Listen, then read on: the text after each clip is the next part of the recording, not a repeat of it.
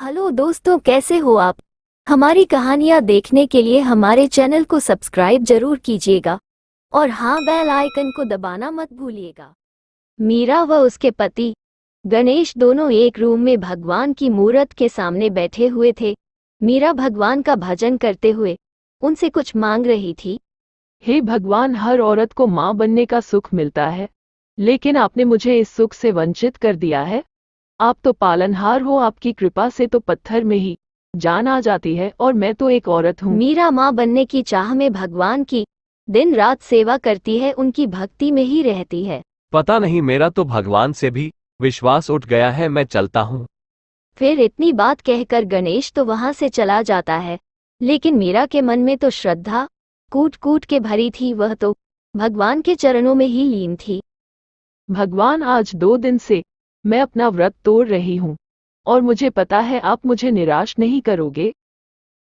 फिर इतनी बात कहकर मीरा भगवान के चरणों में चढ़ा प्रसाद को खाने लगती है, ताकि भगवान उसकी सारी मनोकामनाएं पूरी कर दे। हे भगवान, आपके चरणों में चढ़ा प्रसाद को तो मैंने ग्रहण कर लिया है, और मुझे इतना यकीन है कि आप मेरी हर मनोकामना पूरी करोगे।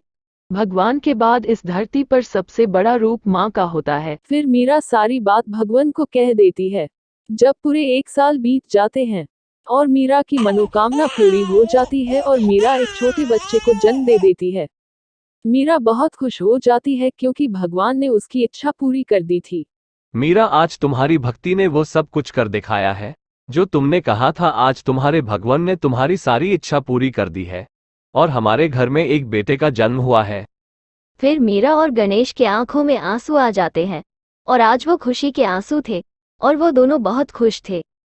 आज मैंने मान लिया है कि भक्ति में ही शक्ति है। आज से मैं भगवान की सुबह शाम मेरे लाल की तरह सेवा करूंगी। और उसी दिन के बाद मीरा भगवान की सेवा में और भी लीन हो जाती है और अपने बेटे की तरह ही भगवान का भी ख्याल रखती है, और वो अपने बेटे का नाम कान्हा रखती है। आज मेरे भगवान ने मेरी सारी इच्छा पूरी की है और मुझे एक माँ बनने का सौभाग्य प्राप्त करवाया है। मैं अपना सारा जीवन भगवान को समर्पित करना चाहती हूँ, और मैं भगवान की कृपा से बाज के कलंक से बची हूँ। मीरा भगवान की भक्ति में बहुत खुश थी और भगवान का शुक्रिया अदा कर रही थी।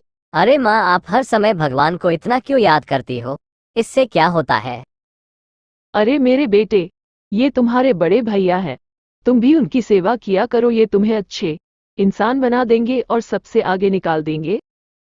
ठीक है माँ, आप बिल्कुल भी चिंता मत करो। मैं अपने बड़े भाई की सेवा करूँगा और उनकी आज्ञा का पालन भी करूँगा, और आज से हम साथ साथ रहेंगे और साथ खाना भी खाएंगे। फिर कान्हा भगवान की भक्ति में लग जाता है और दिन रात बस भगवान की सेवा ही करता रहता है। जब उसे नींद आती है तो भगवान की मूर्ति को अपने हाथ में लेकर वहीं पर सो जाता है। ऐसे ही समय बीत रहा था। फिर धीरे धीरे काफी समय बीतता जाता है और कान्हा बड़ा हो चुका था और समझदार भी। फिर कान्हा स्कूल में पढ़ने के लिए भी जाया करता था। देखो बच्चों, हमारी स्कूल में सबसे कमजोर बच्चा है, वह है कान्हा।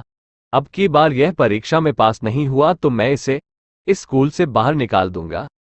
फिर शाम हो जाती है और गणेश अपने घर पर आ जाता है और अपनी पत्नी मीरा को सारी बात बता देता है कि उसका बेटा कान्हा पढ़ाई में कितना कमजोर है और उसे स्कूल से बाहर निकाल रहे हैं।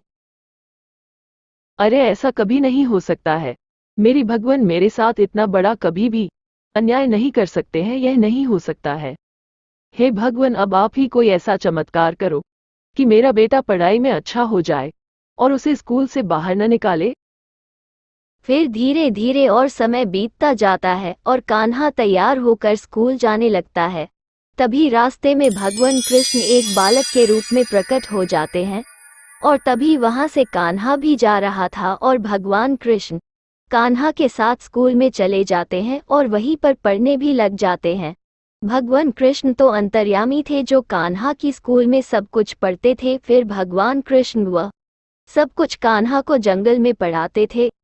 फिर ऐसे ही धीरे धीरे काफी समय बीत जाता है और एक दिन स्कूल में कान्हा को अरे बच्चों, हमारे स्कूल का टॉपर अब कान्हा है। अरे मीरा, तुम्हें पता है हमारे बेटे ने स्कूल में टॉप किया है, वो सबसे होनहार हो गया है। अरे ये सारी लीला भगवान की है। अगर जो भी लोग भगवान में विश्वास करते हैं तो भगवान उन्हें कभी असफल नहीं होने देते हैं।